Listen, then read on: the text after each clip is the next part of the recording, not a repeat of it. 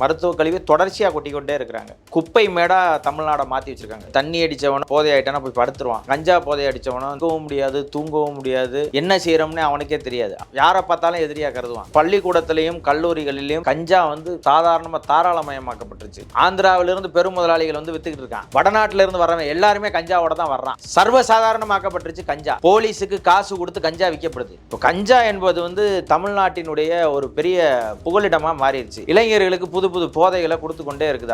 அரசு கட்டுப்படுத்த முடியும்னு நினைச்சா ஒரு நொடியில கட்டுப்படுத்த முடியும். நமக்கு சாதியும் கிடையாது, மதமும் கிடையாது.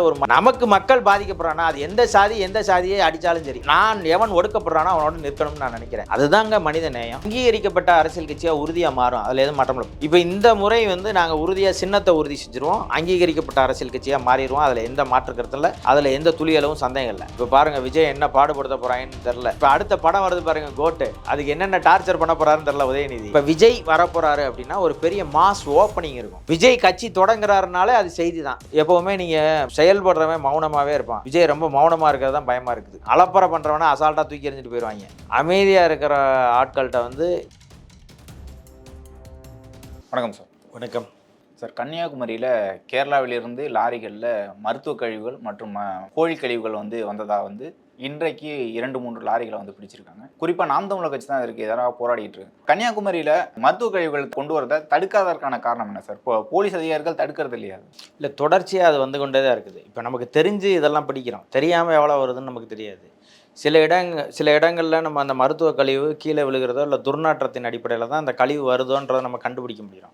இதுக்காக நம்ம ஆள் வச்சு தினமும் ஒரு 10 பேரை வச்சு வேலைக்கு வச்சுலாம் நம்ம கண்டுபிடிக்க முடியாது. அப்போ நம்ம கண்ணில் பட்டது தான் இத்தகைய வாகனங்கள் பிடிப்படுது. கண்ணுக்கு தெரியாமல் எவ்வளோ போகுதுன்னு தெரியாது. ஒரு அரசு செஞ்சால் தான். இப்போ நம்ம முழுவதுமாக எல்லாத்தையும் தடுத்துட முடியுமானா முடியாது. நமக்கு கண்ணுக்கு பட்டதை அதற்காக முயற்சி செய்யலாம், தடுக்கலாம். ஆனால் ஒரு அரசு என்ன நினைக்குதோ, அரசுனுடைய கட்டுப்பாட்டில் இருந்தால் தான் அரசு தடுக்கணும்னு நினச்சா தான் அதை தடுக்க முடியும். ஏன்னா உங்களுக்கு தெரியும், ஒரு எல்லை பகுதி, ஒரு மாநிலத்தினுடைய எல்லை பகுதினா அந்த எல்லைக்குள்ளே எது நடந்தாலும், எது இங்கேருந்து வெளியிலேருந்து வெளியில் போனாலும், உள்ளேருந்து வெளியில் வந்தாலும் நம்ம தடுக்கிறதுக்கான அதிகாரம் மாநில அரசினுடைய கட்டுப்பாட்டில் இருக்கிற காவல்துறைக்கு தான் இருக்குது. அப்போ அவங்க நினச்சாங்கன்னா தான் அவங்க அந்த எல்லையில் உள்ள அந்த சோதனை சாவடிகளில் நிறுத்த முடியும். ஆனால் நீங்கள் உங்களுக்கு தெரியும், தொடர்ச்சியாக மணல் கொள்ளையாக இருந்தாலும் சரி, மண் கொள்ளையாக இருந்தாலும் சரி, மலையை உடைச்சிட்டு போனதாக இருந்தாலும் சரி, இங்கேருந்து எதை கடத்திட்டு போனாலும் இந்த அரசு அனுமதிக்குது. வெளியிலேருந்து எதை கொண்டு வந்தாலும் அனுமதிக்குது. அப்போது உங்களுக்கு அரசு தான் பொறுப்பற்றத்தனமாக இருக்குதுன்னு நம்ம பார்க்கலாம். இது நம்ம கண்ணில் பட்டதை செய்கிறோம், கண்ணுக்கு தெரியாத என்னென்னமோ நடக்குது. இப்போ மருத்துவ கழிவு தொடர்ச்சியாக கொட்டிக்கொண்டே இருக்கிறாங்க. யார்? இந்தியாவினுடைய குப்பை கிடங்காக தமிழ்நாடு மாறிடுச்சுன்னு அண்ணன் சொல்கிற மாதிரி தொடர்ச்சியாக நமக்கு தெரிஞ்சு நிறைய இடங்கள் நடக்குது. இப்போ நீங்கள் விருதுநகர் மாவட்டத்திலலாம் பார்த்தீங்கன்னா, ஒரு இடத்த விலைக்கு வாங்கி ஒரு அரசாங்கம் கழிவுகளை மட்டும் கொட்டி விற்கிது. ஒரு தனியார் நிறுவனம் ஒரு இடத்த கிராமத்தில் கிட்டத்தட்ட ஒரு 100 ஏக்கர் இடத்த வாங்கி, அங்கே ஏக்கர் 1000 ரூபா, 1 லட்சம் 2 லட்சத்துக்கு வாங்கிட்டு கிட்டத்தட்ட ஒரு 100 ஏக்கர் 2 கோடி ரூபாய்க்கு மொத்தமாக ஒரு 100 ஏக்கரை வாங்கி அந்த இடத்துல கழிவுகளை கொட்டுறாங்க. மருத்துவ கழிவுகளை தினமும் அந்த பகுதி பார்த்தீங்கன்னா குறைஞ்சது ஒரு 50-100 வாகனம் போகும் வரும். அப்போ அந்த பகுதியில் மக்கள் அந்த துர்நாற்றம் இதெல்லாம் அடிக்கிறத பார்த்துட்டு பயந்து அச்சப்பட்டு அதை தடுத்து நிறுத்துகிறாங்க. நீங்கள் நமக்கு தெரிஞ்சு மருத்துவ கழிவுகள் வருவது போல் கோழி கழிவுகள், இப்படி நிறைய கழிவு அதான் குப்பை மேடாக தமிழ்நாடை மாற்றி வச்சுருக்காங்க. இப்போ அரசே பார்த்தீங்கன்னா நிறைய இடங்களில் சுத்தம் பண்ணி வச்சுருக்கிறாங்க, அங்கே குப்பையை கொண்டு போய் கொட்டுது. உங்களுக்கு தெரியும் நினைக்கிறேன், நிறைய இடங்களில் அது மாதிரி இருக்குது. நாங்கள் ஆர்கே நகர் இடைத்தேர்தலுக்கு ஜெயலலிதா அவர்களினுடைய தொகுதியாக இருந்தாலும் அவருடைய மறைவுக்கு பிறகு நாங்கள் போய் பார்க்கும்போது கிட்டத்தட்ட 100 ஏக்கரில் குப்பை மட்டும் கிடந்துச்சு. 100 ஏக்கரில் சுற்றி மக்கள் வாழ்கிறான். அதனுடைய சுவாசம், அதனுடைய சிக்கல் என்ன ஆகுறது, அதை எதை பற்றியுமே கவலைப்படாமல் மக்களும் வாழ்கிறான். அங்கே அரசும் அதை பற்றி கண்டுகொள்ளாமல் இருக்குது. இத்தனைக்கும் அது ஒரு முதலமைச்சரனுடைய தொகுதி. நாங்கள் போய் பேசினதுக்கு பிறகு தான் அது சுத்தமே செய்யப்பட்டது. அதுபோல் நாங்கள் எங்களால் முடிஞ்ச அளவுக்கு தடுக்கிறோம், அதை சுத்தம் செய்யணும்னு போராடுறோம், கோரிக்கை வைக்கிறோம். எங்களால் அது மட்டும்தான் செய்ய முடியும். போராட முடியும், வருவதை மக்களுக்கு அரசாங்கத்துக்கு சுட்டி காட்ட முடியும், மக்கள்கிட்ட விழிப்புணர்வு ஏற்படுத்த முடியுமே தவிர, ஏன்னா அரசாங்கம் எங்கள் கையில் இல்லாதனால நாங்கள் தொடர்ச்சியாக அதுக்கு போராடி கொண்டு தான் இருக்கிறோம். சமீபத்தில் கும்பகோணத்தில் ஒரு ஓட்டுநரும் நடத்துனரும் தாக்குதலுக்கு உள்ளானாங்க. அதுக்கு காரணம் என்னென்னா, இளைஞர்கள் போதையில் இருந்தாங்க, அது கஞ்சா போதையா என்னன்னு தெரியலங்கிற மாதிரி சொல்லியிருந்தாங்க.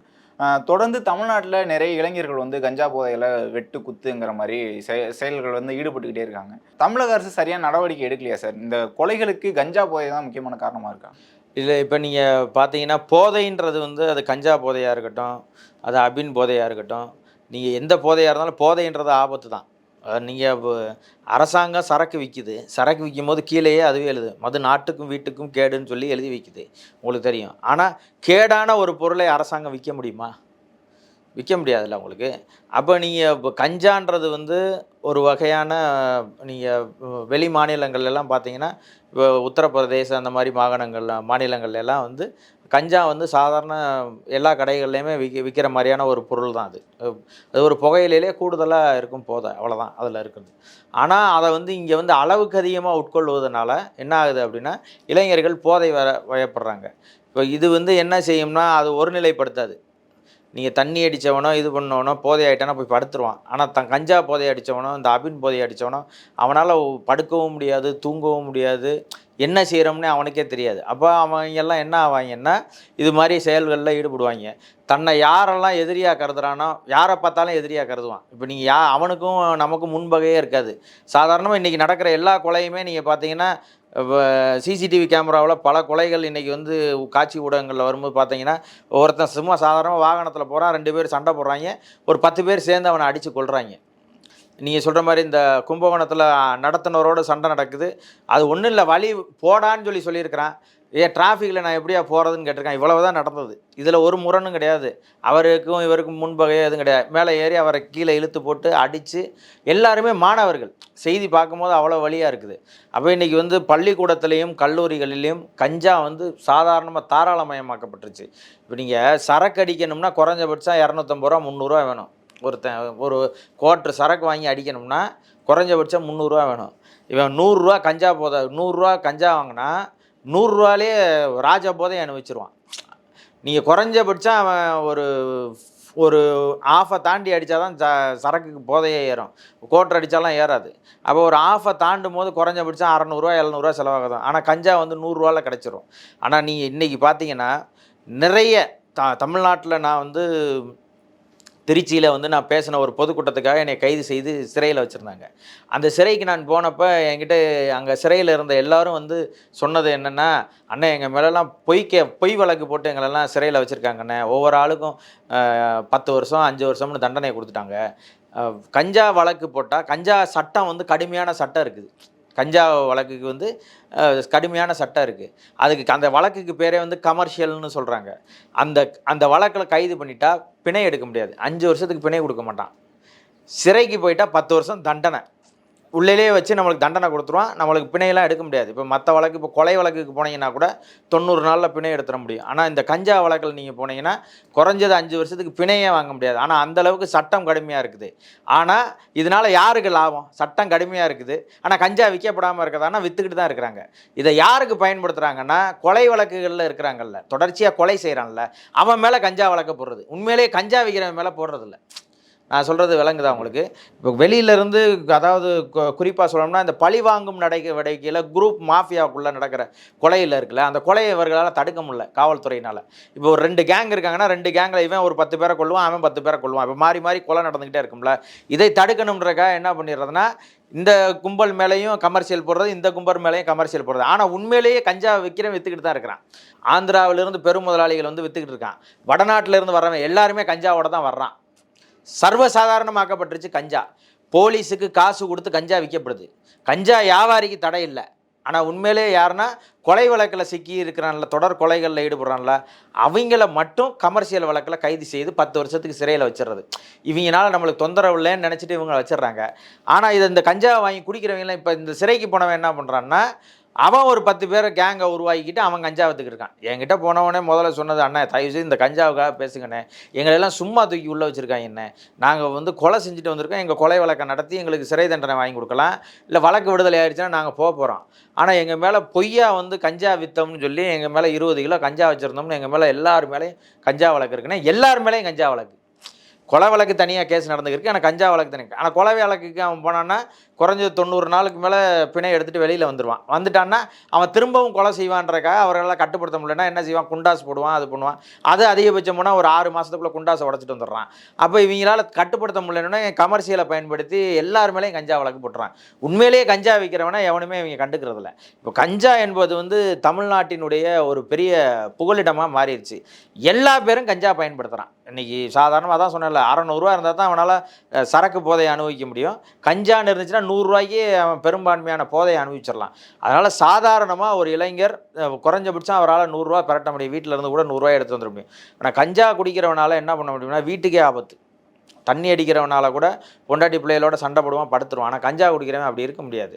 ஏதாவது ஒன்று செய்யணும்னு நினைக்கிறான், அவன் நினச்சதை செய்வான். அவன் மனசுக்கு என்ன தோணுதோ அதை செய்வான். அதனால தான் இன்றைக்கி அதிகமான இப்போ கஞ்சாவெல்லாம் தாண்டி இப்போ நீங்கள் கொரோனா டயத்துலலாம் பார்த்தீங்கன்னா சரக்கு கிடைக்கல. அப்போ பார்த்தீங்கன்னா வீட்டிலேயே சரக்கு காய்ச்சி சாப்பிட்டாங்க. அது போக நீங்கள் பார்த்தீங்கன்னா பெயிண்ட் எனாமல் இருக்குது பார்த்தீங்களா, அதில் போதையை அனுபவிக்க முடியும், ஊசியில் போதையை அனுபவிக்க முடியும், மாத்திரையில் அனுபவிக்க முடியும். இப்படி பல வகையான போதைகளை இவங்க கண்டுபிடிச்சி வச்சுருக்காங்க. இன்றைக்கி இளைஞர்களுக்கு புது புது போதைகளை கொடுத்து கொண்டே இருக்குது அரசு கட்டுப்படுத்த முடியும்னு நினச்சா ஒரு நொடியில் கட்டுப்படுத்த முடியும். நீங்கள் பாருங்கள், காவல்துறை இப்போ கூட சொல்லுது, ப்ரெஸ்ஸுன்னு அடித்து போடக்கூடாது, ஸ்டிக்கர் ஒட்டக்கூடாது, போலீஸ்னு ஒட்டிட்டு போகக்கூடாது, செக்ரட்டரியேட்டுன்னு ஒட்டிட்டு போகக்கூடாது, அட்வொகேட்டுன்னு ஒட்டிட்டு போகக்கூடாது. அப்படி ஒட்டிட்டு போனீங்கன்னா எல்லாத்தையும் நாங்கள் கிழிப்போம் அப்படின்னு சொல்லுது போலீஸ். சொல்கிறது புரியுதா உங்களுக்கு? போலீஸ் தடுக்கணும்னு நினச்சின்னா தடுக்கும். போலீஸுக்கு இது ஸ்டிக்கர் ஓட்டக்கூடாதுன்றது வேலையா, அதை கிளிக்கணுன்றது வேலையா? அதை வச்சு என்னென்னா பணம் பண்ணுறது. இப்போ ஒரு சாதாரண சார்பு ஆய்வாளரோ ஒரு இன்ஸ்பெக்டரோ இருக்கிறாருன்னு வச்சுக்கோங்களேன், அவருக்கு டார்கெட் கொடுக்குறது, நீங்கள் ஒரு நாளைக்கு 100 ட்ரிங்க் அண்ட் டிரைவுக்கு கேஸ் போடணும். அவர் என்ன பண்ணுவார், 100 பேரை பிடிச்சி எவனையா குடிச்சிட்டு போகிறவனை பிடிச்சி அன்றைக்கி 100 பேரை போட்டு முடிச்சவனே போயிடுவார். 100 பேர் தான் குடிக்கிறானா தமிழ்நாட்டில்? ஒரு ஒரு ஒரு காவல்துறை ஆய்வாளர் 100 பேரை பிடிக்கிறான், 100 பேர் மட்டும் தான் குடிக்கிறானா? கிடையாதுல்ல, லட்சக்கணக்கான பேர் குடிக்கிறான். ஆனால் அன்னைக்கு அவருக்கு டார்கெட்டு 100 பேர். அது எவன்னு தெரியாது, அது குடிக்கிறவன் எவனா வேணாலும் இருக்கலாம், அது அவருக்கு கவலை கிடையாது. ஆனால் 100 பேருக்கு அவர் போட்டுட்டு போயிடுவார். இவ்வளவு தான் அவர்களுக்கு டார்கெட். அதாவது வந்து கார்பரேட் கம்பெனிலலாம் கொடுப்பாங்க, உங்களுக்கு எம்என்சியில் தருவாங்க. இன்றைக்கி உங்களுக்கு டார்கெட் வந்து ஒரு 10 லட்ச ரூபாய் வியாபாரம் பண்ணி ஆகணும் அப்படின்னு சொல்லிட்டாங்கன்னா அந்த 10 லட்ச ரூபாய் வியாபாரம் பண்ணுற வரைக்கும் அவன் எவன்டையாவது பேசி வியாபாரம் பண்ண. அது மாதிரி ஆகிப்போச்சு இன்றைக்கி காவல்துறையினுடைய நிலைமை. அவர்களுக்கு சட்டம் ஒழுங்கை காப்பாற்றுவதோ, மக்களை பாதுகாப்பதோ, மக்களுக்கு துணையாக இருப்பதோ காவல்துறையின் வேலை இல்லை. பணம் சம்பாதிப்பது, போகிறவன் வர வேண்டாம் காசு பிடுங்கிறது, இதுதான் காவல்துறையினுடைய வேலையாக வச்சுருக்குது. இதுக்கு வந்து அரசு என்ன செய்யுதுன்னா, நீ என்ன வேணாலும் செஞ்சுக்க, எனக்கு லாயல்ட்டியாக இரு, நான் சொல்கிறத நீ கேட்டுட்டு நீ எனக்கு அடிமையாக வேலை செஞ்சால் நீ என்ன வேணாலும் செஞ்சுக்கன்னு விட்டுருச்சு. இன்றைக்கி காவல்துறை வந்து என்ன நினைக்கிறதோ அதை தாராளமாக செய்யுது. இதே ஜெயலலிதா அவர்களின் அரசினுடைய காவல்துறை உங்களுக்கு எப்படி இருந்திருக்கும்னு உங்களுக்கு தெரியும். அதே போல் வந்து கக்கன் காமராஜர் போன்றவர்களினுடைய காவல்துறை எப்படி இருந்திருக்கும்னு தெரியும். இப்போ இன்றைக்கி எவ்வளவு கொடுங்கோன்மையான காவல்துறை நடந்து கொண்டு இருக்கிறாங்க. காரணம் என்னென்னா, ஆட்சியாளர்கள் கையில் காவல்துறை இல்லை. சட்டம் ஒழுங்கை பாதுகாக்க வேண்டிய பொறுப்பு மு.க. ஸ்டாலினுக்கு இருக்கா இல்லையா அப்படின்ற கேள்வி இருக்குது. அப்போ ஸ்டாலின் அவர்களுக்கு இருக்குது. சட்ட ஒழுங்கு சரியில்லைன்னா நீங்கள் எங்கே இருந்தாலும் கேட்க தான் செய்வான். நீங்கள் அமெரிக்காவுக்கே போனாலும் கேட்க தான் செய்வான். அது கேட்டு தான் ஆகணும். மக்களாகிய பிரதிநிதியை, நான் வந்து இந்த மண்ணினுடைய குடிமகன், நான் இங்கே சட்ட ஒழுங்கு சரியில்லைன்னா ஸ்டாலினை கேட்பேன். நான் வரி கட்டுறேன், நான் நல்லது கெட்டது பார்க்குறேன், வாக்களிக்கிறேன். இந்த மண்ணில் நான் காலையில் பிறந்ததுலேருந்து இரவு தூங்குற வரைக்கும் நான் பயன்படுத்துகிற ஒவ்வொரு பொருளுக்கும் நான் வரி கட்டுறேன். அப்போ நான் என்கிட்ட வரி வாங்குற அரசாங்கத்தை நான் கேள்வி கேட்டு தானே ஆகணும். முதலமைச்சரை அதுக்கெலாம் நான் பதில் சொல்ல மாட்டேன்னு சொல்ல முடியாது. கேட்க தான் செய்வாங்க, பதில் சொல்லி தான் ஆகணும். இப்போ தேர்தல் பரப்புரைக்கு போயிருப்பீங்க. திமுகவோட 3 ஆண்டுகள் ஆட்சி மக்கள்கிட்ட எந்த அளவுக்கு போய் சேர்ந்துருக்குன்னு நினைக்கிறீங்க சார்? மக்கள் வரவேற்பு இருக்குங்க, இல்லை எதிர்ப்பு தெரிவிக்கிறாங்களா திமுகவோட ஆட்சியில்? அவங்க ஓட்டு கேட்டே வரலையே. ஓட்டு கேட்டே எங்கேயுமே வரல. யாராவது ஒருத்தர், நான் கேட்குறேன், எந்த வேட்பாளராவது நான் வாக்கு கேட்டு என்னுடைய தொகுதி மக்களை சந்தித்தேன்னு அவங்களால உறுதியாக சொல்ல முடியுமான்னு கேளுங்க. உறுதியாக சொல்லவே முடியாது. அவர்கள் எப்படி தெரியுமா வாக்கு கேட்டாங்க? அவங்க கட்சிக்காரங்க இருக்காங்கல்ல, ஒரு இடத்துல அழைச்சி வச்சுக்கிடுவாங்க. இப்போ ஒரு உதாரணத்துக்கு வந்து இந்த வார்டு கவுன்சிலர் இருக்காருன்னு வச்சுக்கோங்க. இப்போ வந்து இந்த சென்னையில் வந்து மயிலாப்பூரில் வந்து ஒரு வார்டு கவுன்சிலர் இருக்காருன்னு வச்சுக்கோங்க, திமுக கவுன்சிலர். அங்கே அவர் வந்து ஒரு 500 பேரை கூலிக்கு ஆள் பிடிச்சி வச்சுக்கிடுவார். அந்த 500 பேரை கூட்டிக்கிட்டு அப்படியே போவாங்க, வாக்கு கேட்பாங்க. அப்படியே வந்து அதுதான் வாக்கு கேட்குறது. எந்த மக்கள்கிட்டையும் போய், ஐயா நான் இந்த இதை செஞ்சுருக்கிறேன், நான் தென் சென்னையினுடைய உறுப்பினராக இருந்திருக்கிறேன், இதெல்லாம் செஞ்சுருக்கிறேன், அதனால் எனக்கு வாக்கு செலுத்துங்க அப்படின்னு யாருமே கேட்கல. நான் வட சென்னையினுடைய உறுப்பினராக இருந்திருக்கிறேன், வட சென்னையின் இந்த பிரச்சனைகளை எல்லாம் நிவர்த்தி செய்திருக்கிறேன், நான் போன முறை கொடுத்த இந்த 30 வாக்குறுதிகளில் 15 வாக்குறுதிகளை நிறைவேற்றிருக்கேன், இல்லை 20 வாக்குறுதிகளை நிறைவேற்றிருக்கேன், இன்னும் 10 வாக்குறுதிகள் இருக்குது, இப்போ ஒரு 10 வாக்குறுதிகளை சேர்த்து நிறைவேற்றுவேன் அப்படின்னு ஏதாவது ஒரே ஒரு பாராளுமன்ற உறுப்பினர் சொல்லி வாக்கு கேட்டாங்கன்னு சொல்லுங்கள் பார்ப்போம். திமுகவும் கேட்கல, அதிமுகவும் கேட்கல, பாஜகவும் கேட்கல. ஏன்னா இவர்கள் எல்லாருமே மக்கள்கிட்ட இருந்து அந்நியப்பட்டுட்டாங்க. மக்களுக்கு எதை ஒன்றையுமே செய்யலை.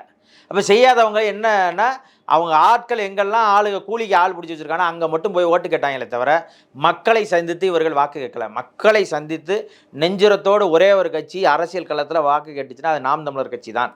நாம் தமிழர் கட்சி தான் தெரு தெருவாக போய் மக்களை சந்தித்து துண்டறிக்கை கொடுத்து நாங்கள் வந்தால் இதெல்லாம் செய்வோம், நாங்கள் செஞ்சு கொடுப்போம், நாங்கள் உங்களுக்காக நிற்போம், நாங்கள் இதெல்லாம் இந்த மக்களின் பிரச்சனைகளுக்காக நாங்கள் போராடி இருக்கோம்னு சொல்லி கேட்ட வாக்கு கேட்ட ஒரே ஒரு அரசியல் கட்சி நாம் தமிழர் கட்சி தான். வேறு யாருமே கேட்கல. அவர்கள்ட்ட இருந்தது அரசு அதிகாரம், அரசு ஊழியர்களை கைக்குள்ளே போட்டுக்கிட்டு காசு கொடுத்தாங்க. காசு சரியாக டிஸ்ட்ரிபியூட் பண்ணாங்க. அது வேட்பாளர் போய் கொடுக்க போகிறாரா? வேட்பாளர் உண்மையிலே ஓட்டு கேட்டு போகணும். குறைந்தபட்சம் 15 லட்சம் வாக்காளர்களில் நாங்கள் 10 லட்சம் வாக்காளர்களை சந்தித்தோம். நான் விழுப்புரம் நாடாளுமன்ற தொகுதியினுடைய பொறுப்பாளராக அண்ணா என்னை போட்டிருந்தாங்க. நான் 15 லட்சம் வாக்காளர்கள் எங்கள் தொகுதியில் 10 லட்சம் வாக்காளர்களை சந்தித்தோம். ஒரு நாளைக்கு 50,000 வாக்காளர்களை சந்திக்கணும்னு திட்டமிட்டு வேலை செஞ்சோம். 50,000 வாக்காளர்கள்னால் குறைஞ்சபட்சம் ஒரு 40 கிராமத்திலேருந்து ஒரு 45 கிராமத்துக்கு நம்ம திட்டமிட்டு போகணும்னு ஒரு 40 கிராமங்களில் நாங்கள் சுற்றி அந்த ஊரில் போய் நாங்கள் நேரடியாக வாக்கு கேட்டோம். வேட்பாளர் அழைத்து கொண்டு காலையில் ஒரு 25 கிராமம், மாலையில் ஒரு 15 அல்லது 20 கிராமங்கள், ஒரு நாளைக்கு 40லேருந்து 45 கிராமங்கள், 50,000 வாக்காளர்கள். அப்போ குறைந்தபட்சம் நாங்கள் சந்தித்தது ஒரு நாளைக்கு 25,000 வீடு. இப்படி வச்சுக்கோங்க, 25,000 வீட்டுக்கு நாங்கள் போயிருக்கிறோம் ஒரு நாளைக்கு. இப்போ 50,000 வாக்காளர்களை சந்திச்சிருக்கிறோம் ஒரு நாளைக்கு. அது மாதிரி யாராவது ஒருத்தர் திமுக காரங்களோ அதிமுக காரங்களோ இல்லை பாஜக கூட்டணியில் போட்டிட்ட யாராவது ஒருத்தங்கள் நாங்கள் இத்தனை வாக்காளர்களை சந்தித்தோன்னு அவர்களால் சொல்ல முடியுமானா சத்தியமாக சொல்ல முடியாது. இப்போது வேங்கை வயலில் நாம் தமிழர் கட்சி மட்டும் வாக்கு கேட்டு வர முடியும் அப்படிங்கிற மாதிரி சொல்லியிருந்தாங்க. அந்த வேங்கை வயல் சம்பவம் மாதிரியே கந்தர்வக்கோட்டையிலையும் இன்னொரு சம்பவம் நடந்திருக்கு. மக்கள் குடிக்கக்கூடிய தண்ணியில் சாணம் கலந்ததாக ஒரு செய்தி வெளியாக இருந்துச்சு. தொடர்ந்து இதே மாதிரி அவலங்கள் நடந்துகிட்டே இருக்குது. இதற்கு தமிழக அரசு சரியான நடவடிக்கை எடுக்கும்னு நினைக்கிறீங்களா? இல்லை, இது ஒன்றும் இல்லை. அங்கே நான் இப்போ இந்த புதுக்கோட்டை மாவட்டம் அந்த கந்தர்வக்கோட்டை பகுதிகளில் குறிப்பாக ஆர்எஸ்எஸ் வேலை செய்கிறான். இதை அரசு கவனத்தில் எடுத்துக்கணும். அதை நான் பல கூட்டங்களில் பேசியிருக்கிறேன், பல பேட்டிகளில், பல நேர்காணல்களில் சொல்லியிருக்கேன். புதுக்கோட்டையை மையப்படுத்தி அதுவும் கந்தர்வ பகுதி, அந்த கந்தர்வக்கோட்டையுடைய ஒன்றியத்தை சுற்றி ஆர்எஸ்எஸ் வேலை செய்யுது. ஆர்எஸ்எஸ் வேலை செய்கிற இடத்துலலாம் என்ன செய்வான்னா சாதிய கலவரங்களை மூட்டும், இல்லை மத கலவரங்களை மூட்டும். அதன் மூலமாக தன்னுடைய கட்சியை வலுப்படுத்துவதற்கான பாரதிய ஜனதா கட்சிக்கு ஆட்கள் சேர்ப்பதற்கான வேலையை செய்யும். இதுதான் ஆர்எஸ்எஸ்னுடைய வேலை. ஆர்எஸ்எஸ் தொடர்ச்சியாக அங்கே வேலை செஞ்சுக்கிட்டே இருக்காங்க. ஒரு சாதிய கலவரங்களை உருவாக்குறதுக்கான வேலையை திட்டமிட்டு செய்கிறாங்க. அதனுடைய போக்கு தான் வேங்கை வயல். அதுக்கடுத்து இப்போ கந்தர்வக்கோட்டையில் அந்த சாணம் கலந்த இதை அரசால் ஸ்மெல் பண்ணி உடனே கண்டுபிடிக்க முடியுமான்னு நான் கேட்குறேன். முதலமைச்சர் ஸ்டாலினுக்கு ஒரே ஒரு கேள்வி தான் கேட்குறேன். உங்கள் உளவுத்துறைக்கு இவன் தான் கரைச்சான்னு உங்களுக்கு தெரியுமா தெரியாதா? தெரியலன்னா நீங்கள் அன்றைக்கே பதவி விலகி போயிடணுங்க. ஒரு சாதாரண கழிவு தொட்டியில் இன்னார் கலந்தான்னு உங்களால் கண்டுபிடிக்க முடியலன்னா உங்களுக்கு எதுக்கு இவ்வளோ பெரிய ஆட்சி அதிகாரம்? ஸ்காட்லாந்துக்கு அடுத்த மிகப்பெரிய போலீஸ் படையை வச்சுருக்கிறேன்னு எதுக்கு பீத்தல் வேணும்னு கேட்குறேன். தெரியுமான்னா உறுதியாக தெரியும். அவர்களால் ஏன் நடவடிக்கை எடுக்க முடியலன்னா எல்லாமே ஓட்டு தம்பி. இந்த சாதிக்காரன் மேலே நடவடிக்கை எடுத்தால் அந்த சாதிக்காரன் நமக்கு ஓட்டு போட மாட்டான்ற அச்சம்தான். நீங்கள் மக்கள் யாராக இருந்தாலும் சரி, 2 பேர் இருக்கட்டுமே அந்த ஊரில், 2 பேர் அந்த ஊரில் எவனுமே இல்லாமல் 2 பேர் ஒரு சாதிக்காரன் இருக்கட்டுமே, அவனுக்காகவும் நிற்கணும்ல. அதான அரசு. நான் உங்களுக்கு ஒரு செய்தியை குறிப்பிடணும்னு நினைக்கிறேன். விழுப்புரம் நாடாளுமன்ற தொகுதியில் நாங்கள் பரப்புரை செஞ்சுட்டு போகும்போது ஒரு தம்பி என்னை பார்த்தார். பார்த்துட்டு, அண்ணா நான் திமுக காரனே, இந்த மாதிரி இங்கே இந்த பகுதியில் ஒரு அம்மா சித்தால் வேலைக்கு போனாங்க, கேகே நகரில் போனப்போ உங்களுக்கு அது இது வந்திருக்கும், தொலைக்காட்சியிலலாம் செய்தி வந்துச்சு, ஒரு அம்மாவை சுத்தியலால் அடித்து கொலை பண்ணிட்டாங்க அப்படின்னு சொல்லி ஒரு செய்தி வந்திருக்கும். அந்த அம்மாவை அடித்து சுத்தியலால் அடித்து இது பண்ணிட்டாங்கண்ணே, இவங்க மருத்துவமனையில் இருந்தாங்கண்ணே, இப்போ இறந்து போயிட்டாங்கண்ணே, எங்கள் கட்சிக்காரங்கள்ட்டலாம் சொல்கிறேன், யாருமே எந்த நடவடிக்கை எடுக்க மாட்டாங்கண்ணே, நீங்கள் கொஞ்சம் அது என்னன்னு பாருங்கண்ணேன்னு என்கிட்ட சொன்னார். நான் உடனே இங்கே இருக்கிற எங்கள் கட்சிக்காரங்களுக்கு அடித்து என்ன நடந்துச்சுன்னு உடனே இங்கே உள்ள சார்பு ஆய்வாளர்கிட்ட பேசின உடனே, ஐயா அந்த மாதிரி நாங்கள் வழக்கு போட்டிருக்கிறோம், குற்றவாளியை தேடிக்கிட்டு இருக்கோம்னாரு. அப்போ நான் சொன்னேன், குற்றவாளியை தேடிக்கிட்டு இருக்கோம், நீங்கள் பாட்டுக்கு சாதாரணமாக விட்டுறக்கூடாது. அவர் சொன்ன காரணம் தான் ரொம்ப முக்கியம். இந்த பகுதியில் ஆசாரி சமூகங்க, அவங்க வெறும் 10 குடும்பம் இருக்காங்க. அவங்களுக்கு ஏதாவது ஒன்றுனா ஒன்றுமே கிடையாதுங்க. இந்த பகுதியில் யாருமே அவங்களுக்காக எதுவும் கேட்குற கூட ஆள் கிடையாது. நீங்கள் தயவுசெய்து எங்களுக்காக பேசுங்கன்னு சொன்ன உடனே நான் உடனே அழைப்பு எடுத்து நம்ம கட்சிக்காரங்கள்ட்ட சொல்லி உடனே அந்த எஸ்ஐட்ட பேசி, ஐயா உடனே அவன் யாராக இருந்தாலும் சரி அந்த குற்றவாளியை உடனே கைது செய்யணையா, இல்லாட்டினா வேறு மாதிரி ஆயிரும்னு சொல்லி சொன்னோடனே நான் இது தேடிக்கிட்டு இருக்கோம், நாங்கள் இது பண்ணிடுறோன்னு சொன்னார். அன்றைக்கி மாலை பொதுக்கூட்டம் நடந்துச்சு. பொதுக்கூட்டத்தில் நாங்கள் சொன்ன பரப்புரையெல்லாம் முடிச்சுட்டு நான் வரேம்மான்னு. அப்போ சொன்னாங்க, பாடி வந்துக்கிட்டு இருக்கீங்க, நீங்கள் ஒரு எட்டு வந்துட்டு போங்கன்னு சொல்லி சொன்னாங்க. நீங்கள் இப்போ பாடி வரட்டுங்க, நான் பொதுக்கூட்டம் முடிச்சுட்டு மாலையில் வரேன், இரவு வரேன், வேட்பாளர் அழைச்சிட்டு வரேன்னு சொன்னேன். அப்போ நாங்கள் போன உடனே நான் பொதுக்கூட்டத்திலே பேசினேன். காவல்துறை அதிகாரிகள் இது முன்னே அப்போ நான் பேச தொடங்குறதுக்கு முன்னாடி அவர் சார்பாய்வாளர் ஃபோன் அடித்து நாங்கள் கைது செஞ்சிட்டோம்யான்னு சொன்னார். அப்போ உடனே காவல்துறைக்கு நான் நன்றி தெரிவித்தேன். அது முடிஞ்ச உடனே நாங்கள் நேராக வேட்பாளர் அழைச்சிக்கிட்டு அந்த இறப்பு வீட்டுக்கு போயிட்டு அந்த அம்மாவுக்கு மாலை வச்சுட்டு வந்தோம். அந்த ஊரில் வெறும் 10 குடும்பம் தான் ஆசாரி. இதே இது ஒரு பெரும்பான்மை சமூகமாக இருந்துச்சுன்னா திமுக காரர்கள் அவன் சொன்னால் அவன் கூட சொந்தக்காரன் ஒரு 1000 பேர் ஓட்டு போடுவான்னா விடுமாது, விடாதில்ல. எனக்கு அவன் ஓட்டு போடுறான் போடலைன்றதெல்லாம் தாண்டி என்கிட்ட மனித நேயம்னு ஒன்று இருக்குது. என் மக்கள் பாதிக்கப்படும் போது நான் அவன் கூட இல்லைன்னா அப்புறம் என்ன மயிருக்கு கட்சி, அப்புறம் எதுக்கு இயக்கம், அப்புறம் எதுக்கு அரசியல்ன்றது இருக்குல்ல. அதுக்காக நாங்கள் போய் நின்ன உடனே அந்த அந்த கிராமமே ஒரு மாதிரி அதிர்வலையாயிருச்சு. யாருன்னே தெரியாதுடா, நாம் தமிழர் கட்சிக்காரங்க ஒரு 200-300 பேர் களத்தில் இறங்கி நிற்கிறாங்கடான்னு நாங்கள் போய் இறங்கி நின்று அவங்களுக்கு மாலை மரியாதைலாம் செஞ்சுட்டு அந்த பிள்ளைங்களெல்லாம் பார்த்துட்டு ஆறுதல் சொல்லிவிட்டு, அந்த பையன் 10ஆம் வகுப்பு படிக்கிறான், அடுத்த நாள் நான் பொது தேர்வு எழுதணுன்றான். காலையில் விடிஞ்சா நான் தேர்வு எழுதணும் அப்படின்றான். உடனே அப்புறம் அவங்க மாமாவை கூப்பிட்டு, யாருப்பா கூட்டிகிட்டு போகிறீங்க வைக்கிறீங்க, தேர்வு எழுத அழைச்சிட்டு போங்கன்னு சொல்லிட்டு பிணம் கிடக்குங்க. மையன் காலையில் தேர்வு எழுத வர்றான் சென்னைக்கு. புரியுதுங்களா? என்ன காரணம்னா அந்த சமூகம் வாக்களிக்க முடியாத சமூகம், வெறும் 10 பேர் இருக்கிறான் ஓட்டு, அதனால் கண்டுக்கலை. அதான் சொல்கிறேன், இதுதான் இத்தனை நாள் வரைக்கும் இங்கே அரசியலாக இருக்குது. அதனால் வேங்கவேல் சம்பவத்தில் அவன் யாருன்னா அவங்களுக்கு தெரியும். இப்போ இந்த சாணத்தை கரைச்சதும் யாருன்னா அவங்களுக்கு தெரியும். ஆனால் கைது பண்ண மாட்டாங்க. நீங்கள் வேணால் பாருங்கள், யாரையுமே கைது பண்ண மாட்டாங்க. ஏன்னா பெரும்பான்மை சமூகமாக இருக்கும், வாக்கு வங்கி அதிகமாக உள்ள சமூகமாக இருக்கும். அந்த சமூகத்தை இது எதிர்க்க பயப்படும். நமக்கு சாதியும் கிடையாது, மதமும் கிடையாது, ஒரு மயிரும் கிடையாது, மண்ணாங்கட்டியும் கிடையாது. நமக்கு மக்கள் பாதிக்கப்படுறான்னா அது எந்த சாதியை அடித்தாலும் சரி, எந்த சாதியை ஒடுக்கினாலும் சரி, நான் எவன் ஒடுக்கப்படுறானோ அவனோட நிற்கணும்னு நான் நினைக்கிறேன். அதுதாங்க மனித நேயம். அதையோடு தானே நீங்கள் இந்திய அரசியலமைப்பு சட்டப்படி நீங்கள் உறுதிமொழி இருக்கும், அனைவரையும் நாங்கள் சமமாக கருதுவோம் தானே உறுதிமொழி ஏற்றிருக்கிறீங்க. எல்லாருக்குமான முதலமைச்சராக இருப்பேன் தானே சொல்லியிருக்கிறீங்க. வாக்களித்தவர் அளிக்காதவர் எல்லோருக்கும் நான் சரியாக செயல்படுவேன் அப்படி தானே பேசுனீங்க மு.க. ஸ்டாலின் அவர்களை. அப்போ நீங்கள் இதுக்கு நடவடிக்கை எடுத்துருக்கோம்ல. ஓராண்டை தாண்டி போயிடுச்சுங்க. இதுக்கு மேலே கேவலமும் அவமானமும் வேறு எதுங்க வேணும்? தேர்தல் பரப்புரைக்கு போயிருப்பீங்க. நாம் தமிழர் கட்சிக்கு போன தேர்தலை விட இந்த தேர்தலில் அதிகமான வரவேற்பு இருக்கும். எத்தனை தொகுதிகளில் வெற்றி பெற வாய்ப்பு இருக்குது சார்? இந்த முறை அதிகமான வாக்குகளை வாங்கி நாம் தமிழர் கட்சி அங்கீகரிக்கப்பட்ட மாநில கட்சியாக மாறுமா? இல்லை, அங்கீகரிக்கப்பட்ட அரசியல் கட்சியாக உறுதியாக மாறும். அதில் எதுவும் மாற்றம் இல்லை. போன தடவை நாங்கள் ஒரு சின்ன ஒரு அரை விழுக்காட்டில் தான் விட்டுவிட்டோம். இல்லாட்டினா எங்களுக்கு விவசாய சின்னமே போயிருக்காது. கிட்டத்தட்ட 7 நாங்கள் வாங்கினோம். ஒரு 8% தாண்டி வாங்கினா அந்த கட்சியை அங்கீகரிக்கப்பட்ட அரசியல் கட்சியாக மாறிடும். அப்படி இல்லைன்னு சொன்னால் 2 பாராளுமன்ற உறுப்பினர்கள் இருக்கணும். யாரு கூடயா கூட்டணி வச்சு 2 பாராளுமன்ற உறுப்பினர் தனி சின்னத்தில் நின்று வென்று வந்தால் அந்த சின்னம் உறுதி செய்யப்படும். அதே போல் ஒரு சட்டமன்ற உறுப்பினர்கள் கிட்டத்தட்ட ஒரு 6-7 பேர் ஏதோ ஒரு இது வச்சுருக்கிறாங்க. அதுக்கு மேலே தனி சின்னத்தில் நின்று வென்றால் அதுவும் சின்ன உறுதி செய்யப்பட்ட சின்னமாக மாறிடும். இப்போ எங்களுக்கு ஒரு வெற்றி பெறுவதற்கு வாய்ப்பு இல்லைனாலும் கூட இந்த 8% தாண்டி இருந்தோம்னா போன முறையே விவசாய சின்னம் நிறுத்தி வைக்கப்பட்டிருக்க முடியும். இப்போ இந்த முறை நாங்கள் உறுதியாக சின்னத்தை உறுதி செஞ்சுருவோம், அங்கீகரிக்கப்பட்ட அரசியல் கட்சியாக மாறிடுவோம். அதில் எந்த மாற்று கருத்தும் இல்லை, அதில் எந்த துளியளவும் சந்தேகம் இல்லை. வெற்றி பெறுவது என்பது என் மக்கள் எப்படி வாக்கு செலுத்தியிருக்கிறாங்கன்னு நமக்கு தெரியாது. உங்களுக்கு தெரியும், ஒரு 15 லட்சம் வாக்காளர்கள், 17 லட்சம் வாக்காளர்கள், 18 லட்சம் வாக்காளர்கள்னு ஒரு பாராளுமன்ற தொகுதி, கிட்டத்தட்ட 6 சட்டமன்ற தொகுதி.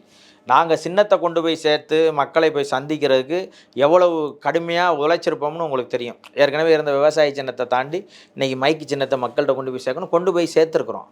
ஆனால் இப்போ வயதானவர்கள் முதியவர்கள்ட்டெல்லாம் கொண்டு போய் சேர்க்கணும், இளைஞர்கள்ட்ட போய் சேர்ந்துருச்சு சின்னம். யாரெல்லாம் இந்த செல்ஃபோன் வச்சுருந்துக்கானோ, அதாவது ஸ்மார்ட் ஃபோன்னு யாரெல்லாம் வச்சுருக்கிறானோ அவங்க எல்லாருக்குமே நாம் தமிழர் கட்சியின் சின்னம் மைக்குன்னு தெரிஞ்சிருச்சு. அதன் பிறகு ஒரு வேலை இருக்குது, அரசியல் வேலை. அதற்கு பிறகாக இப்போ நாம் தமிழர் கட்சி எந்த இடத்துல அதாவது குறைவாக வேலை செஞ்சுருக்கிறோம் அப்படின்னு பார்த்தீங்கன்னா, பணம் சப்ளை பண்ணுற இடத்துல எங்கள்கிட்ட கிடையாது, காசு கிடையாது. அது திமுகவும் அதிமுக பாஜக கூட்டணி நிறைய இடங்களில் அவர்களுக்கு எங்கெங்கெல்லாம் பணம் கொடுக்க முடியுமோ அங்கே எல்லா இடத்துலையும் கொடுத்து வெற்றி பெறுவதற்கு வேலை செஞ்சுருக்கிறாங்க. ரெண்டாவது பூத் ஏஜென்ட்ஸ் போடுறாங்க இல்லையா, அந்த கிட்டத்தட்ட எங்கள் பூத்தில் பார்த்தீங்கன்னா 1700 வாக்குச்சாவடி. இந்த 1700 வாக்குச்சாவடிக்கும் எங்களால் முழுமையாக வாக்குச்சாவடி ஆட்களை போட முடியாது. என்னென்ன வாக்குச்சாவடியில் பிரச்சனை என்னென்னா, நான் பக்கத்து வார்டில் எனக்கு ஓட்டு இருந்தால் கூட நான் வந்து அங்கே போய் உட்கார முடியாது. அந்த வாக்கு சாவடியில் இப்போ எங்களுக்கு வந்து எப்படி இருக்குது, கட்சி எப்படி இருக்குன்னா, ஒரு இடத்துல பார்த்தா 50 பேர் 100 பேர் இருப்பான் உறுப்பினர். ஆனால் அவர் என்னென்னா அந்த பூத்தில் மட்டும்தான் உட்கார முடியும், அடுத்த பூத்தில் போய் நான் உட்கார முடியாது. அப்போ அந்த பூத்தில் உள்ளவன் நம்ம கட்சிக்கு வரணும். அவன் வாக்கு செலுத்துகிறவனாக இருக்கிறான். இப்போ எங்கள் கட்சிக்கு வரமாட்டான் வேலை செய்கிறதுக்கு. ஏன்னு சொன்னால் அவங்க அப்பா திமுகவில் இருக்கார், அவங்க மாமா அண்ணா திமுகவில் இருக்கார், அவங்க அண்ணன் வந்து தேமுதிகவில் இருக்கார், அவங்க சித்தப்பா வந்து பாமகவில் இருக்கார், அதெல்லாம் அவங்க மாமா வந்து விடுதலை சிறுத்தையில் இருக்கிறாரு. அப்போ அவர் என்ன செய்கிறாருன்னா, அவர் அண்ணா நான் வந்து ஓட்டு போட்டுறேண்ணே, வந்து பூத்துலலாம் உட்காந்தா சிக்கல் வரும்ண்ணே, நான் என் பசங்களெல்லாம் ஒரு 50 பேரை ஓட்டு போட வச்சுறேண்ணே, ஆனால் பூத்தில் வந்து உட்கார முடியாதுண்ணே அப்படின்னு அச்சப்படுத்தி வைக்கிறாங்க திமுககாரங்க, அண்ணா திமுககாரங்க. நான் ஒரே ஒரு கேள்வி தான் கேட்குறேன். அவங்க மாமாவாக இருக்கட்டும், மச்சானாக இருக்கட்டும், அண்ணனாக இருக்கட்டும், தம்பியாக இருக்கட்டும், நீ ஒரு கருத்தை ஏற்றிருக்கிற அரசியல் கட்சியில் இருக்கிற, அவன் ஒரு கருத்தை ஏற்றிருக்கிற ஒரு அரசியல் கட்சியில் இருக்கிறான், அவன் பூத் ஏஜெண்டா உட்கார்றதுல உனக்கு என்ன பிரச்சனை இருக்குது? இப்போ இந்த மாதிரியான சிக்கல்களை எல்லாம் எப்போ தவிர்க்க முடியுமா? நாங்கள் ஒரு அங்கீகரிக்கப்பட்ட அரசியல் கட்சி ஆனதுக்கு பிறகு அவர்களே என்ன செய்வான், சரி இங்கே போனால் இந்த கட்சி அடுத்த நிலையை அடைஞ்சிருச்சு, இவன் போனால் இவனுக்கு வாய்ப்பு இருக்கும், சரி போடான்னு சொல்லி சொல்லுவான். அது வரைக்கும் அவர்கள் சொல்ல மாட்டாங்க. இந்த மாதிரியான சிக்கல்லாம் வந்து நாங்கள் நிறைய இடத்துல சந்தித்தோம். அப்போ அதற்கு பிறகு வந்து பூத் கேப்சரிங், இப்போ ஒரு உதாரணத்துக்கு வந்து ஒரு வாக்குச்சாவடி இருக்குன்னா அந்த வாக்குச்சாவடியில் 100 மீட்டருக்கு முன்னாடி அங்கிட்டு போகக்கூடாதுன்னா அங்கே ஒரு 100 மீட்டருக்கு அங்கிட்டு வந்து திமுககாரங்க ஒரு 50 பேர் 100 பேர் கும்பலாக நின்றுக்கிறது. அவங்க கூட்டணி கட்சியில் இருக்கிறவங்க எல்லாரும் அவங்க என்ன பண்ணுறாங்கன்னா 5 மணி வரைக்கும் சும்மா இருக்கிறாங்க. 5 மணிக்கு மேலே வந்து போடாத ஓட்டு, செத்து போனவன் ஓட்டு, வெளியூருக்கு போனவன் ஓட்டு, இந்த மாதிரியான வாக்கெல்லாம் அவங்க குறித்து வச்சுருப்பாங்கல்ல, அதெல்லாம் பார்த்துக்கிட்டு ஒரு 200 வாக்கு இருக்குது, 300 வாக்கு இருக்குன்னா அதில் வந்து ஒரு 200 ஓட்டை நாங்கள் போட்டுக்கிறோம், நாங்கள் தான் ஆளுங்கட்சி, அதனால் நாங்கள் 100 ஓட்டு போட்டுக்கிறோம், உங்களுக்கு ஒரு 50 ஓட்டு போட விட்றோம், அதிமுககாரன் நீ ஒரு 50 போட்டுக்க. ஒரு சில இடத்துல அதிமுககாரங்க ஒரு 50,000 கொடுத்துறேன்ப்பா விடுப்பா அந்த ஓட்டை நான் போட்டுக்கிறேன்னா அவங்க சரி ஒரு 4 பேர் 5 பேர் இருக்காங்கன்னா ஆளுக்கு 10,000 பிரிச்சுக்கிட்டு 50 ஓட்டு போட விட்டுறது, 150 ஓட்டு போட்டுறது. இப்போ இதெல்லாம் எங்கன்னா நாங்கள் இருந்த இடத்துல எல்லாம் சண்டை நடந்துச்சு. இப்போ நாங்கள் எங்கெல்லாம் வாக்கு முகவர்களாக போட்டிருக்கோமோ அங்கெல்லாம் பிரச்சனை நடந்துச்சு. நீங்கள் ஒரு வாக்குச்சாவடிக்கு குறைஞ்சது 100 வாக்குன்னு வச்சுக்கோங்களேன், 1700 வாக்குச்சாவடிக்கு அதை ஒரு 200 வாக்குச்சாவடியை கழிச்சிட்டு 1500 வாக்குச்சாவடிக்கு 100 ஓட்டுன்னு வச்சா கூட 1.5 லட்சம் ஓட்டுங்க. மக்கள் போடாத வாக்கை 1.5 லட்சம் வாக்குகளை இந்த ஆளுந்தரப்பில் இருக்கிற இந்த அரசியல் கட்சி, இந்த 50 ஆண்டுகள் ஆட்சியில் இருக்கிற இந்த அரசியல் கட்சிகள் போட்டுக்கிட்டே வர்றான். அதுக்கு ஒரு பெருந்தொகையை செலவு பண்ணுறான். ஒரு வாக்குச்சாவடிக்கு எங்கள் மக்கள் வந்து எப்படி நினைக்கிறாங்கன்னா, இவங்க தான் பெரிய கட்சி, இவங்க காசு ஓட்டு வாங்கிடுறாங்க, காசு கொடுக்குறாங்க, இப்போ நிறைய ஓட்டு வாங்கி இவங்க ஜெயிச்சிருவாங்கன்னு. இவங்க ஜெயிக்கிறது பூராமல் இப்படி திருட்டுத்தனம் பண்ணி ஜெயிக்கிறாங்க. இப்போ 1,50,000 ஓட்டு திருட்டு ஓட்டு போட்டான்னா அவன் வாங்குறது 2 லட்சம் ஓட்டுன்னு வச்சுக்கோங்க, 1.5 லட்சம் ஓட்டு கூட வந்துடும், 3.5 லட்சம் வாக்காயிரும். இப்போ ஒரு வாக்குச்சாவடிக்கு 50,000 1 லட்ச ரூபா வரைக்கும் செலவு செய்கிறாங்க திமுக. ஒரு 1700 வாக்குச்சாவடின்னு வச்சுக்கோங்க, 50,000 கணக்கிட்டிங்கனால கிட்டத்தட்ட 8 கோடியை சில்லற ரூபா வந்துடும். கிட்டத்தட்ட 9 கோடியை நெருக்கி அவங்க செலவு செய்யணும். வெறும் இந்த வாக்குச்சாவடியில் அங்கே ஓரமாக நிற்கிற அந்த 50 பேருக்கு கொடுக்குற காசு, தண்ணி வாங்கி கொடுக்குற காசு, சாப்பாட்டுக்கு காசு கொடுக்குறோம்ல, அது மட்டும் 50,000 செலவாகும். கிட்டத்தட்ட அது மட்டுமே 9 கோடி செலவாகும். அதுக்கு எங்கள்கிட்ட எங்கே காசு இருக்குது? இல்லை. அப்போ நீங்கள் இதெல்லாம் தாண்டி தான் நாங்கள் வெற்றி பெறுவதற்கான வாய்ப்பு இருக்கும். இதையெல்லாம் தாண்டி நாங்கள் வெற்றி பெறுவோம்னா அது மக்கள் புரட்சியால் தான் அதை வெற்றி பெற முடியும். மக்கள்கிட்ட நாங்கள் கொண்டு போய் சேர்த்துருக்குறோம், எங்களுடைய வழிகளை பேசியிருக்கிறோம், எங்களுடைய சிக்கல்களை சொல்லியிருக்கிறோம், அந்தந்த மண்ணின் பிரச்சனைகளுக்கு நாங்கள் போராடி இருப்பதை பேசியிருக்கிறோம். அந்த மக்கள் உணர்ந்துருக்கிறாங்க. இன்றைக்கி இளைய தலைமுறையினுடைய ஒரு வாக்கு கூட திமுக அதிமுகவுக்கு போகாது. விவசாய சின்னம் கிடைக்காத நிலையில் வந்து மைக் சின்னம் கொடுக்கப்பட்டது. அப்போ வந்து விஜய் அவர்களோட ஒரு பாடல் வந்து வெளியானது, அதில் வந்து மைக் சின்னம் இருந்தது. விஜய் அவர்கள் நாம் தமிழ் கட்சிக்கு இந்த தேர்தலில் ஆதரவாக செயல்படணும்னு நினச்சிருப்பார். இல்லை, அது செயல்படலைன்னா அவர் வேறு மைக் வச்சுருந்துருக்கலாம். நீங்கள் உங்கள் பாடல்லையே நீங்கள் பார்த்தீங்கன்னா அந்த பாட்டு தேர்தல் வாக்கு செலுத்துறதுக்கு 2 நாள் கழித்து வெளியிட்டிருக்கலாம்.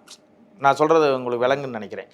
அவர் ஆதரவு கொடுக்கக்கூடாதுன்னு நினச்சிருந்தாருன்னா, அவர் எத்தனையோ தேர்தல்களில் நீங்கள் பார்த்துருப்பீங்க, இந்த தேர்தலில் அவர் அரசியல் கட்சி தொடங்கியிருக்கிறாரு, நான் போட்டியிடலைன்னு சொல்லியிருக்கிறாரு, யாருக்கும் ஆதரவு இல்லைன்னு சொல்லியிருக்கிறாரு. அப்போ நம்ம இந்த நேரத்தில் இப்படி ஒரு பாடலை வெளியிட்டால் இதை வந்து அவங்க வைரல் பண்ணுவாங்க. ஏன்னா சமூக வலைதளங்களில் நாம் தமிழர் கட்சியினுடைய ஐடி விங்க எப்படி இருக்குன்னு உங்களுக்கு தெரியும். அப்போ வைரல் பண்ணுவாங்கன்னு தெரிஞ்சே தான் அவர் கொடுக்குறாரு. அப்படின்னா என்னென்னா, நேரடியாக என்னால் ஓட்டு கேட்க முடியாது, மறைமுகமாக அவங்களுக்காக ஓட்டு போட சொல்லுவாங்க. திமுக போயிடக்கூடாது அப்படிங்கிறதுனால நாம் தமிழ் கட்சிக்காக போகணும்னு நினச்சிருக்கோம். குறிப்பாக நீங்கள் வேறு எந்த கட்சிக்கும் வாக்கு செலுத்திடக்கூடாது அப்படின்றக்காக வெளிப்படையாக சொல்ல முடியாமல் மறைமுகமாக அவர் சொல்லியிருக்கிறாரு தான் நம்ம பார்க்கணும். அவர் மட்டும் இல்லை, நீங்கள் திரைத்துறையில் நிறைய பேர் ஆதரவு தெரிவிச்சாங்க. ஜிவி பிரகாஷ் அதே மைக்கை போட்டு ஒரு போஸ்ட் போட்டிருந்தார். விஜய் ஆண்டனி அதே மைக்கை பயன்படுத்தி ஒரு போஸ்ட் போட்டிருந்தார். விஜய் சேதுபதி அதே மைக்கை பயன்படுத்தி ஒரு போஸ்ட் போட்டிருந்தார். இப்படி நிறைய திரைப்பிரபலங்கள் எங்களுக்கு இந்த முறை வந்து மறைமுகமாக ஆதரவு, நேரடியாக அவங்களால களத்துக்கு வர முடியாது, ஏன்னா அவங்களுக்கு சிக்கல் இருக்கும், உங்களுக்கு தெரியும். இப்போ பாருங்கள், விஜய் என்ன பாடுபடுத்த போகிறாங்கன்னு தெரில. இந்த அடுத்த படம் வரும்போது தேர்தலில் விஜய் அவர்கள் வர இல்லை தேர்தல்னை விட இப்போ அடுத்த படம் வருது பாருங்கள், கோட்டு. அதுக்கு என்னென்ன டார்ச்சர் பண்ண போகிறாருன்னு தெரில உதயநிதி. ஏன்னா போன படத்துக்கே அவர் எவ்வளோ டார்ச்சர் பண்ணாருன்னு தெரியும். இருந்தாலும் அவர் எல்லாத்தையும் சந்திக்கிறதுக்கு தயாராகி தான் களத்துக்கு வர்றாரு. என்னென்ன சவால்கள்லாம் விஜய்க்கு இருக்கும்னு நினைக்கிறீங்க? இல்லை அது அவர் வந்து நான் இப்போ என்னை கேட்டால் வந்து அதை வந்து நம்ம சொல்ல முடியாது. அவர் என்ன எக்ஸ்பீரியன்ஸை வந்து கற்றுக்கிட்டு தான். இப்போ மாவோ சொல்கிறது போல் மக்களிடம் செல், மக்களிடம் அரசியல் பழகு, அவர்களிடம் கற்றுக்கொண்டதை அவர்களுக்காகவே அரசியல் செய்கின்ற மாதிரி அவர் இங்கே வந்து அவர் எதெல்லாம் பயிற்சியாக எடுக்கிறாரோ அதை தான் அவர் அரசியல் பண்ண முடியும். நம்ம போய் அவர்கிட்ட நீங்கள் இப்படிலாம் எதிர்கொள்ளணும் இப்படிலாம் சொல்கிறதுக்கெல்லாம் ஒன்றும் கிடையாது. அவருக்கு ஒரு மாதிரியான எதிர்கொள்கிறதுக்கான சிக்கல் இருக்கும். இப்போ எங்களுக்கு எதிர்கொள்கிறதுக்கான சிக்கல் என்னென்னா, நாங்கள் பெரிய திரைப்பிரபலமும் கிடையாது. எங்கள்கிட்ட கருத்துக்களை கொட்டி வைத்திருந்தாலும் எங்களை உடனே செய்தி ஊடகங்கள் காட்டுமானா காட்டாது. இப்போ விஜய் வரப்போகிறாரு அப்படின்னா ஒரு பெரிய மாஸ் ஓப்பனிங் இருக்கும். எல்லா ஊடகங்களுமே இன்றைக்கி என்னென்னா, விஜய் எப்படா வாயை திறப்பாருன்னு எல்லா மைக்கையும் கொண்டு போய் வீட்டு வாசலில் நிறுத்திட்டு நிற்கும். அவர் காலையில் தூங்கி எந்திரிச்சு பல்லெல்லாம் விளக்கி அவர் குளிச்சு ரெடியாகி வர்ற வரைக்கும் நிற்கும் ஊடகங்கள். ஆனால் எங்களுக்கு அப்படி நிற்குமானா நிற்பேன். நாங்களே ஒரு 50 தடவை ஃபோன் பண்ணணும், ஐயா நாங்கள் இன்றைக்கி இன்டர்வியூ வச்சுருக்கோம், ஐயா தயவுசெய்து வாங்கயான்னு கூப்பிடணும். அப்படின்னா தான் வரும். அப்போ நீங்கள் போன 2019 நாங்கள் எதிர்கொண்டது நாம் தமிழர் கட்சி போட்டியிடுதுன்னு ஒரு காலம் கூட போடலை. காலம் யாருக்கெல்லாம் போடப்பட்டுச்சுன்னா, திமுக கூட்டணிக்கு போடப்பட்டுச்சு, அண்ணா திமுக கூட்டணிக்கு போடப்பட்டுச்சு, மக்கள் நீதி மையத்துக்கு போடப்பட்டுச்சு, அமமுக டிடிவி தினகரன் அப்போ தான் புதுசாக கட்சி தொடங்கியிருந்தார், அவருக்கு கூட காலம் போடப்பட்டிருந்துச்சு. ஆனால் நாம் தமிழர் கட்சிக்கு ஒரு காலம் போடலை. ஆனால் 2019 நாங்கள் வாங்கின வாக்கு மக்கள் நீதி மையத்தையும் அமமுகவையும் பின்னுக்கு தள்ளினதுனால நாங்கள் எங்கள் வேறு வழியே இல்லாமல் எங்கள் காலத்தை போட வேண்டியதாகிடுச்சு. அப்போ 3வது இடத்துல நாம் தமிழர் கட்சி நிற்கிதுன்னு அவங்க வேறு காட்ட வேண்டிய தேவை ஊடகங்களுக்கு வந்துடுச்சு. ஆனால் இதே ஊடகங்கள் 2016 எங்களை காமிச்சிருந்தாங்கன்னா, நாங்கள் பேசுகின்ற அரசியலை போட்டிருந்தாங்கன்னா, மக்கள்கிட்ட என்றைக்கோ புரட்சி அடிச்சிருக்கோம். இப்போ 2019க்கு பிறகாகத்தான் அந்த வாக்கின் மூலமாகத்தான் நாங்கள் பிரபலம் அடைய வேண்டிய தேவை இருந்துச்சு, மக்கள்கிட்ட போய் சேர வேண்டிய தேவை இருந்துச்சு. ஆனால் விஜய்க்கு அப்படி இருக்குமான்னா இருக்காது. அவரை கொண்டு போய் ஊடகங்கள் கொண்டு போய் வீடுகள் தோறும் போய் சேர்த்துரும். விஜய் யாருன்னு எல்லாத்துக்கும் சொல்லணும் தேவையில்லை. இவர் தான்ப்பா விஜய், இவர் தான் கட்சி தொடங்கியிருக்காராம், இவர் தான் இந்த கட்சியோட தலைவர்னு நீங்கள் போய் யாருக்கும் சொல்ல வேண்டியதில்லை. விஜய் கட்சி தொடங்குறாருனாலே அது செய்தி தான். புரியுதுங்களா உங்களுக்கு? அது போக அவருக்கு ஒரு பெரிய இளைஞர் பட்டாளம் இருக்கிறாங்க. அந்த இளைஞர் பட்டாளம் அவங்க வேலை செய்வாங்க. அவங்க எப்படி வேலை செய்ய முடியும்னா, அவங்க வேறு ஏதாவது அரசியல் கட்சியில் இப்போ நாம் தமிழர் கட்சியிலே பார்த்தீங்கன்னா எல்லாருமே ஒரு அரசியல் கட்சியிலேருந்து வந்தவங்க கிடையாது, இங்கே அரசியல் கற்றுக்கிட்டவங்க தான். அதனால் இவங்களுக்கு என்னென்னா நடைமுறை சிக்கல் இருக்குது. எதெல்லாம் பிரச்சனை வரும், எதெல்லாம் சிக்கலை எதிர்கொள்ளணும், எப்படி வேலை செய்யணும்னு ஒவ்வொரு தேர்தலையும் ஒவ்வொன்றா கற்றுக்கிட்டு அவங்க வேலை செய்கிறாங்க. அதுபோல் விஜய் ரசிகர்களுமே முதல் தலைமுறை அரசியல்வாதினால அவங்களுக்கு இந்த சிக்கல்லாம் இருக்கும். அவங்களுக்கு கொண்டு போய் விஜயை கொண்டு போய் சேர்க்கறதுலையோ, கட்சி கொடியை கொண்டு போய் சேர்க்கறதுலையோ, சின்னத்தை கொண்டு போய் சேர்க்கறதுலையோ எந்த சிக்கலும் இருக்காது. ஆனால் களத்தில் வேலை செய்கிறது இருக்குல்ல, களத்தில் எப்படி வேலை செய்கிறோன்றது அவங்களுக்கு தெரியாது. ஒரு மாஸ் ஓப்பனிங் இருந்தாலுமே களத்தில் வேலை செய்கிறதுன்றது அவங்களால முடியாது. தேர்தல் களம் எப்படி இருக்கும்னு அவங்களுக்கு தெரியாது. அப்போ அந்த தேர்தல் களத்துக்கு அவங்க பயிற்றுவிக்கணும்னா குறைஞ்சது முதல்ல ஒரு தேர்தலை சந்திக்கும் போது தான் அவங்களுக்கு ஓ இதெல்லாம் இருக்காடா அந்த தேர்தலில் அப்படின்னு தெரியும். அப்போ அந்த வாக்கு வந்ததுக்கு பிறகு தான் அவங்க ஒரு முடிவு வர முடியும். விஜய் மக்கள் இயக்கம் தொடர்ந்து உள்ளாட்சி தேர்தலில் போட்டியிட்டு இருக்காங்க. ஆனால் 234 தொகுதியிலையும் போட்டியிடுறது தான் சவாலாக இருக்கும்னு நினைக்கிறேன். இல்லை அப்படி நம்ம சொல்ல முடியாது. அவங்களுக்கு போட்டியிடுறதெல்லாம் சவாலாக இருக்க முடியாது, களத்தில் வேலை செய்கிறதான் சவால். இப்போ போட்டியிடுறதெல்லாம் பிரச்சனை கிடையாது. இப்போ நீங்கள் விஜய் கட்சியில் நான் போய் நிற்கிறதுனால, இப்போ கமலஹாசன் ஓப்பனிங் கொடுத்தாரு, கமலஹாசன் இருந்துச்சு, 234 தொகுதியிலையும் வேட்பாளர் போடுறதுக்கு சிக்கல் இருந்துச்சுன்னா கிடையாது, அவர் போட்டார். இப்போ எங்கள் கட்சியில் சிக்கல் இருக்கும். என்ன சிக்கல் இருக்குன்னா, எங்கள் அண்ணன் சொல்லும் போதே கேட்பார், டேய் பொம்பளை பிள்ளைய போடுறான்னுவார்.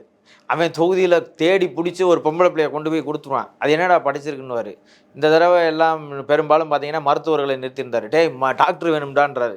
சரின்னு ஒரு டாக்டர் பொம்பளை பிள்ளையை பிடிச்சிட்டு போய் நிறுத்தினோம்னா அடுத்து என்ன கேட்பார்னா, அது என்ன சமூகம்டான்னு கேட்பார். என்ன சமூகம்னா, எல்லா சமூகத்துக்கும் பிரதிநிதித்துவம் கொடுக்கணும்டான்னு சொல்லி எல்லா சமூகத்துக்கும் பிரதிநிதித்துவம் கொடுக்கணுன்றாரு.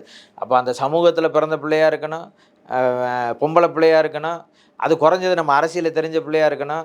அதுக்கப்புறம் அந்த பொம்பளை பிள்ளையை போட்டி போடுறதுக்கு அது வாக்கப்பட்டு போன வீட்டில் பிரச்சனை இல்லாமல் இருக்கணும், பிறந்த வீட்லேயும் பிரச்சனை இல்லாமல் இருக்கணும். அப்போ இதெல்லாம் தாண்டி ஒரு வேட்பாளரை போடணும். விஜய்க்கு வந்து அந்த மாதிரியான சிக்கல் இருக்குமானாலாம் கிடையாது. அவர் ஏற்கனவே ஒரு ரசிகர் மன்றம் வச்சுருக்காரு, ஒரு மாவட்ட தலைவர்கிட்ட கேட்பார், ஒரு 4 பேரை கேட்பார், ஒரு 5 வேட்பாளர் கொடுங்கன்னா அவங்க டிக் பண்ணி ஒரு 10 வேட்பாளர் கொடுக்குறாங்கன்னா அதில் யார் காசு செலவு பண்ணுறதுக்கு தயாராக இருக்கணும் வேட்பாளர் கொடுத்துட்டு போயிட்டே இருப்பார். கமலஹாசன் கட்சி தொடங்கினார், 2 தேர்தலுக்கு மேலே அவரால் போட்டியிட முடியல. என்ன காரணம்? கொள்கை இல்லை, கோட்பாடு இல்லை. அப்போ விஜய் அவர்கள் என்ன கொள்கையை முன்வைக்க போகிறாரு, என்ன கோட்பாட்டை முன்வைக்க போகிறாரு, தனியாக நிற்க போகிறாரா, யாரோடையும் சேர்ந்து நிற்க போகிறாரா, அதுக்கப்புறம் அவர் என்னெல்லாம் பேச போகிறாரு, மக்களின் பிரச்சனைகளுக்கு என்னென்னலாம் பேச போகிறாரு, இதெல்லாம் கவனித்து தான் மக்கள் ஓட்டு போடுவான். சும்மா விஜய் அரசியலுக்கு வர்றாருன்னா ஓப்பனிங் இருக்கும், ஓட்டா மாறுமான்றதெல்லாம் சொல்ல முடியாது. அது களத்துக்கு வந்ததுக்கு பிறகு தான் சொல்ல முடியும். இதெல்லாம் வந்து விஜய் அவர்கள் எதிர்கொள்வதற்கு தயாராகி தான் வருவார்னு நினைக்கிறேன். ஏன்னா அவர் பல பேர்கிட்ட அழைச்சி கூப்பிட்டு பேசுகிறாரு அப்படின்னு சொல்லி சொல்கிறாங்க. அவர் எப்போவுமே நீங்கள் செயல்படுறவன் மௌனமாகவே இருப்பான். விஜய் ரொம்ப மௌனமாக இருக்கிறது தான் பயமாக இருக்குது. நீங்கள் உங்களுக்கு சொல்லணும்னு நினைக்கிறேன். அலப்பறை பண்ணுறவனை அசால்ட்டாக தூக்கி எறிஞ்சிட்டு போயிடுவாங்க. அமைதியாக இருக்கிற ஆட்கள்கிட்ட வந்து என்ன இருக்கும்னு தெரியாது. அவர் வந்து வாயை திறந்து பேசும்போது தான் தெரியும் என்னென்னலாம் செய்ய போகிறாருன்னு. அதனால் காத்திருப்போம். அண்ணன் தான் கட்சி தொடங்கிட்டாரு, களத்துக்கு எப்போ வர்றாருன்னு காத்திருப்போம். வரட்டும், பார்த்துக்குறோம். சரிங்க சார், இவ்வளோ நேரம் உங்களுடைய நேரத்தை ஒதுக்கி உங்களுடைய கருத்துக்களை தெரிவித்ததுக்கு மிக்க நன்றி. நன்றி.